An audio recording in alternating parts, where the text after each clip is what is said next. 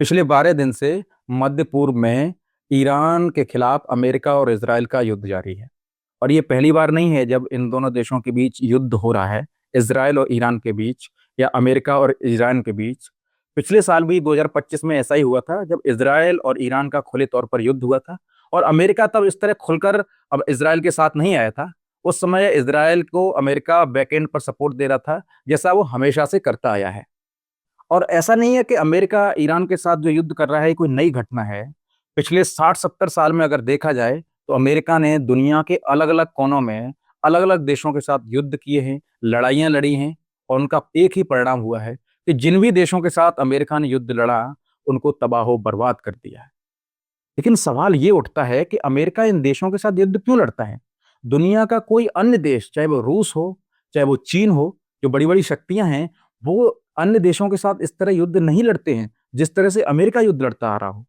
अगर पिछले 30-40 सालों की बात करें तो अमेरिका ने, चाहे वो वियतनाम हो, चाहे कोरिया हो, चाहे वो इराक हो, अफ़गानिस्तान हो, सीरिया हो, लीबिया हो या ये ईरान हो, कई देशों के साथ लड़ाइयाँ लड़ी और इन देशों को लगभग तबाह-बर्बाद कर दिया है। तो सवाल यही उठता है कि ऐसा क्या है कि अमेरिका की किसी न किसी देश के साथ लड़ाई हो ही जाती है? तो अगर इन सारे देशों के साथ जो युद्ध होता है अमेरिका का, उनके इतिहास को देखा जाए, तो अमेरिका के कई बहुत महत्वपूर्ण कारण नहीं होते हैं युद्ध के। अमेरिका जब किसी देश के साथ इस तरह से लड़ाई करता है, तो उसका एक ही दावा होता है कि इस देश में लोकतंत्र कायम नहीं है। इस देश में मानवाधिकारों का हनन हो रहा है, लोगों को आम जनजीवन जीने में समस्या हो रही है। मानवाधिकारों के हनन से मतलब ये होता है कि लोगों को वहाँ मूलभूत आज़ादी नहीं है, रहने की आज़ादी नहीं है, काम करने की आज़ादी नहीं है, बोलने की आज़ादी नहीं है। उस पर रोक लगा दी गई उन देशों के द्वारा। हम वहाँ पर वो आज़ादी बहाल करना चाहते हैं, लोकतंत्र कायम करना चाहते हैं, इसलिए अमेरिका वहाँ पर युद्ध कर देता है। लेकिन ईरान के साथ स्थिति थोड़ी-सी भिन्न है। ईरान के साथ एक मुद्दा, ये लोकतंत्र वाला मुद्दा तो है ही, मानवाधिकार वाला। साथ में अमेरिका और इज़राइल लगातार ये कह रहे हैं कि ईरान परमाणु बम बनाने वाला है। परमाणु बम यानी यूरेनियम एनरिच कर करके परमाणु बम बनाने वाला है ईरान। अगर उसको हमने नहीं रोका तो वो परमाणु बम बना लेगा और इस पूरे क्षेत्र को तबाह कर सकता है ईरान। और अमेरिका तो ये तक कह देता है कि दुनिया के किसी भी कोने पे ईरान हमला कर सकता है। दुनिया का कोई भी देश सुरक्षित नहीं है और अमेरिका एक लोकतंत्र का प्रहरी है, सबसे बड़ा देश है, तो उसकी ज़िम्मेदारी बनती है कि वो दुनिया को इस तरह के विनाश से बचाए। जबकि सच क्या है? सच तो ये है कि पिछले 40-50 सालों से मध्य पूर्व क्षेत्र जो है, जहाँ पर ईरान अवस्थित है और जो अभी लड़ाई चल रही है, उस क्षेत्र में अमेरिका के 20 से ज़्यादा सैन्य अड्डे हैं। यानी ऐसे केंद्र हैं जहाँ पर अमेरिका के सैनिक हैं, उसके युद्धपोत हैं, उसके वहाँ लड़ाकू विमान वहाँ पर स्थापित हैं। वो चाहे जब उस देश में, इस क्षेत्र में जो भी देश हैं, उन पर हमला कर सकता है, उनको तबाह-बर्बाद कर सकता है।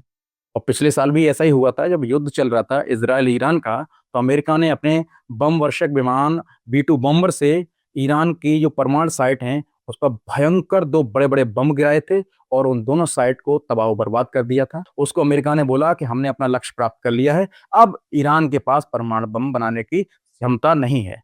लेकिन इस साल फिर युद्ध शुरू हो गई, कारण वही कि ईरान परमाणु बम बना सकता है। अब पता नहीं अमेरिका क्या करना चाह रहा है? दूसरा, अमेरिका का जो दावा होता है कि ईरान में लोकतंत्र नहीं है, ईरान में लोगों को आज़ादी नहीं है, वहाँ के लोगों को मारा जा रहा है, वहाँ पर मानवाधिकारों का हनन किया जा रहा है। तो अभी हाल ही में जब ये मुद्दा चर्चा में रहा है और ये युद्ध चल रहा है, तो अमेरिका के ही एक राजनीतिक विश्लेषक हैं, उन्होंने कहा है कि पिछले 50 सालों में अमेरिका ने दुनिया के अलग-अलग देशों में लड़ाई और हमले करके 3 करोड़ 80 लाख से ज़्यादा लोगों को मार दिया है। 3 करोड़ 80 लाख से ज़्यादा लोगों को अमेरिका ने मार दिया है, मानवाधिकार और लोगों की रक्षा के नाम पर। अंदाज़ा लगाइए आप। हाल ही के अगर मुद्दे को देखें तो 28 फरवरी को जब ये युद्ध शुरू हुआ, उसी दिन अमेरिका ने ईरान में छोटी बच्चियों का एक स्कूल था, प्राइमरी स्कूल, वहाँ पर बम गिरा करके उस स्कूल को तबाह-बर्बाद कर दिया और वहाँ पर 165 से ज़्यादा मासूम बच्चियाँ मर गईं। सोचिए, लोकतंत्र की बात करता है, मानवाधिकारों की रक्षा की बात जो देश करता है, वो कत्लेआम मचा रहा है देशों में। किस लिए? पर लोगों को बचाना है। इस युद्ध में भी अब तक ईरान में 1000 से ज़्यादा लोग मारे जा चुके हैं, कितनी बिल्डिंगें तबाह कर दी हैं। लेकिन क्या करना है अमेरिका को? लोकतंत्र की रक्षा करनी है, मानवाधिकारों की सुरक्षा करनी है। यही उसने इराक में किया, यही उसने अफगानिस्तान में किया, यही लीबिया में किया, यही उसने सीरिया में किया, यही उसने वियतनाम में किया। और हाल ही में आपने देखा होगा 2 महीने पहले क्या हुआ? वेनेजुएला के राष्ट्रपति रात के समय अपनी पत्नी के साथ अपने बेडरूम में सोए हुए थे। अमेरिका के सैनिक जाते हैं और दोनों को, पति पत्नी को, वहां से उठा लाते हैं बंदी बना करके और अमेरिका में ले आते हैं। सोचिए किस तरह का देश है। और फिर कहते हैं कि ईरान इस तरह की शक्ति विकसित कर लेगा। लेकिन ऐसी बात नहीं है कि परमाणु बम अगर ईरान बना लेगा तो तबाह बर्बाद कर देगा दुनिया को। दुनिया में अभी ऐसे 9 देश हैं, ईरान और जिसमें सॉरी अमेरिका, इजराइल शामिल हैं, तो 9 ऐसे देश हैं जिनके पास परमाणु हथियार है, जिन्होंने परमाणु हथियार बना लिया है। और इनमें 2-3 देशों को छोड़ दिया जाए तो बाकी देश जब परमाणु हथियार बना रहे थे तो अमेरिका की पूरी कोशिश रही कि वो ऐसा न बना पाए। भारत ने जब परमाणु हथियार बनाया, जो परमाणु परीक्षण किया भारत ने, उस समय अमेरिका ने पूरी कोशिश की कि भारत ये न कर पाए, लेकिन भारत ने कर दिखाया। उसके बाद अमेरिका ने भारत पर प्रतिबंध लगा दिए। जो प्रतिबंध ईरान पर पिछले 50 सालों से लगे हुए हैं, वो प्रतिबंध भारत पर भी लंबे समय तक लगे रहे, लेकिन भारत ने सर्वाइव किया और बाद में स्थिति सामान्य हो गई। तो परमाणु हथियार से होता क्या है? परमाणु हथियार अगर किसी देश ने बना लिया तो उससे संभावना नहीं, इस बात का सुनिश्चित हो जाना तय है कि उस देश को कोई नष्ट नहीं कर सकता, उस देश के साथ कोई आर पार की लड़ाई नहीं लड़ सकता है। तो जब भी ये बात की जाती है कि भारत और पाकिस्तान के बीच आर पार की लड़ाई हो जाएगी, अब तो अगर युद्ध हुआ तो भारत पाकिस्तान के बीच आर पार होना तय है, ये सब खोखले दावे हैं। जब भी कोई राजनेता, कोई सैन्य अधिकारी, कोई राजनीतिक विश्लेषक या कोई बड़ा मीडिया ग्रुप या सारी मीडिया आपसे ये कहने लगे कि पाकिस्तान और भारत के विरुद्ध जो लड़ाई होने वाली है अब आर पार की लड़ाई हो जाएगी, तो वो बकवास कर रहा है। वो कोई बहुत बड़े प्रोपोगेंडा में आपको फंसाना चाह रहा है। और वो प्रोपोगेंडा कोई बहुत बड़ा नहीं होगा, वो कहीं ना कहीं उसमें हथियारों की, विमानों की, इसी तरह की रक्षा उपकरणों की कोई बहुत बड़ी खरीद फरोख्त होने वाली है, जिसमें बहुत बड़ी दलाली होने वाली है, बहुत ज्यादा पैसा जाने वाला है। उद्देश्य क्या है? कि आप उस पर सवालिया निशान न उठाएं। तो दुनिया में जो ये युद्ध होते हैं परमाणु हमलों के नाम पर, देश लोकतंत्र की रक्षा के नाम पर, देशों को जो डराया जाता है, उसका मकसद पश्चिमी देशों का तो यही है कि इनको अपने हथियार बेचो, बम वर्षक विमान बेचो, युद्धपोत बेचो। इस तरह की चीजें चलती रहती हैं। तो हम बात वही कर रहे थे कि ईरान के खिलाफ जो एक साजिश चल रही है, इजराइल और अमेरिका की, कि ईरान परमाणु बम बनाने वाला है। तो परमाणु बम तो इन लोगों के पास भी है, इन लोगों के पास भी यूरेनियम है। जो 9 देशों की बात कर रहे हैं उनमें इजराइल, अमेरिका शामिल हैं। तो ईरान ऐसा क्या कर लेगा और उससे ऐसी क्या दिक्कत हो जाएगी दुनिया को? तो इन देशों का कहना है कि वो खतरा बन जाएगा। तो ये लोग खतरा क्यों नहीं बने? जबकि सच्चाई तो ये है कि पिछले 30-40 साल से इजराइल लगातार पड़ोसी देशों पर हमले करता रहता है। फिलिस्तीन जिस देश ने इजराइल को शरण दी, इजरायलियों को वहां पनाह दी और उन्हें देश के लायक जगह दी, आज इजराइल ने उसी फिलिस्तीन को दुनिया के नक्शे से मिटा दिया है। वहां के लोगों को तड़पा तड़पा के मारा है और अभी जो लोग बचे हुए हैं उन्हें भुखमरी में और बुरी तरह से मारा जा रहा है। बेहाली में लोग रह रहे हैं, वहां पर भी अब भी बम गिराए जा रहे हैं। वही फिलिस्तीन जिसने इजराइल को वहां बसाया हुआ था। ये लोकतंत्र की बात करने वाले लोग हैं। लेकिन एक बात ये उठती है कि जिन देशों के पास यूरेनियम है, यानी परमाणु हथियार है, वो उनका कहना होता है कि हमारे पास जो यूरेनियम हमने शुद्ध किया है, एनरिच किया है, उसका उपयोग हम परमाणु बम बनाने में नहीं कर रहे हैं। उसका उपयोग तो हम शांतिपूर्ण कार्यों में कर रहे हैं। यूरेनियम का 2 तरह का उपयोग होता है। एक तो यही होता है कि उसको एनरिच कर लिया तो आप परमाणु बम बना सकते हैं। तो जिन 9 देशों के पास है उन्होंने परमाणु बम बना लिया है। दूसरा उसका उपयोग जैसे मेडिकल साइंस में किया जाता है, कैंसर वगैरह के उपचार में किया जाता है, या फिर इंफ्रास्ट्रक्चर इंडस्ट्री में किया जाता है, जहाँ पर बड़ी-बड़ी संरचनाएँ बनाई जाती हैं लोहे या स्टील से। एक टेक्निक है, उससे देखा जाता है, जो यूरेनियम से बनती है, उससे संचालित होती है।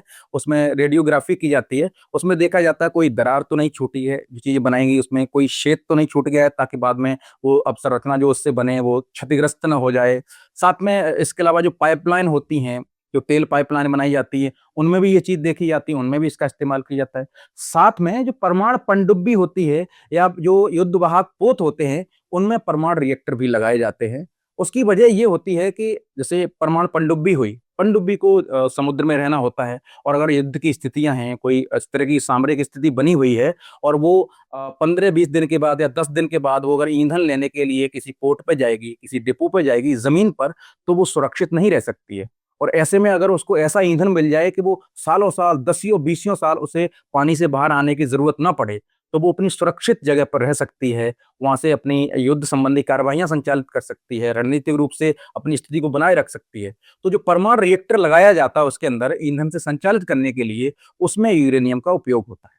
तो इन देशों का कहना है कि हम शांतिपूर्ण कार्यों के लिए यूरेनियम का उपयोग कर रहे हैं, परमाणु हथियार नहीं बना रहे हैं। तो यही बात तो महाराज ईरान कह रहा है कि हम भी शांतिपूर्ण कार्यों के लिए उसका उपयोग करना चाहते हैं। आपकी इच्छा नहीं देने की तो आप मत दीजिए, लेकिन आप कौन ठेकेदार होते हैं हमें बताने के लिए हम दुनिया को तबाह कर देंगे, जबकि हमारे आसपास आप छाए हुए हैं। 20-25 सैन्य अड्डे अमेरिका के हैं, इजराइल वहां पर है, लगातार हमले करता रहता है और दुनिया को हिलाए रखता है। वो लोग कह रहे हैं कि अगर ईरान ने बना लिया परमाणु बम तो दुनिया को तबाह कर देगा, और ये 2026 है। लेकिन बात हो रही है कि 1990 से जब से इस्लामिक क्रांति हुई ईरान में, तब से ही इजराइल अमेरिका कह रहे हैं कि ईरान बस परमाणु बम बनाने ही वाला है। अगर कुछ दिन तक उसको नहीं रोका गया तो परमाणु बम बना लेगा। और आज 2026 से समान दावा किया जा रहा है, उसके ऊपर हमले किए जा रहे हैं, हर बार बोला जा रहा है कि हमने न्यूट्रलाइज कर दिया। अब ईरान के पास परमाणु बम बनाने की क्षमता नहीं है, और अगले साल फिर वही बहस शुरू हो जाती है।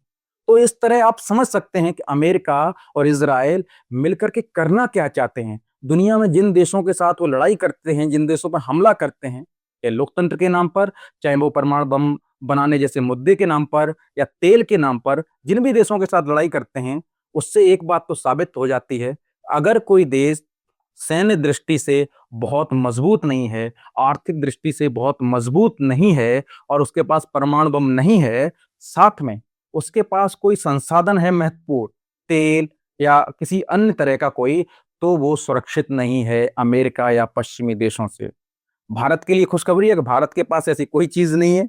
भारत के पास बहुत बड़ी एक आबादी है जो उपभोक्ता है, तो वो उपभोक्ता हर कोई लेना चाहता है, तो वो अलग स्ट्रेटजी से, जैसे इस समय हमारे प्रधानमंत्री साहब बिल्कुल मतलब समझौता कर चुके हैं अमेरिका और इजराइल के साथ, कंप्रोमाइज्ड हो चुके हैं। इस तरह की स्थितियां बन सकती हैं, वो लोग चाहें उस तरह के अपने प्रोडक्ट यहाँ बेच सकते हैं, लेकिन भारत पर हमले जैसी स्थिति नहीं बन सकती है, क्योंकि भारत कई मामलों में जिनकी हमने चर्चा की, उसमें भारत उस दायरे में नहीं आता है।